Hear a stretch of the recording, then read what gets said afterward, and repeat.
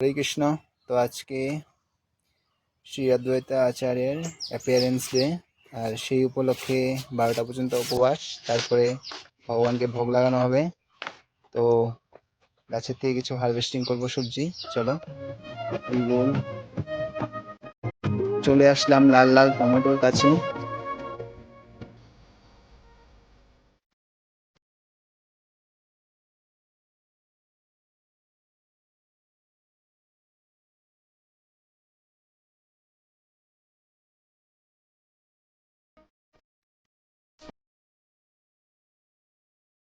পারেন আপনারা সুন্দর বেগুন। আরেকটু তুলে নিব সিম।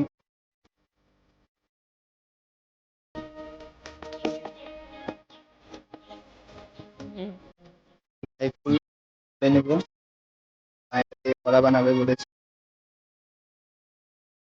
তো এটা আজকে আমাদের হারভেস্টিং।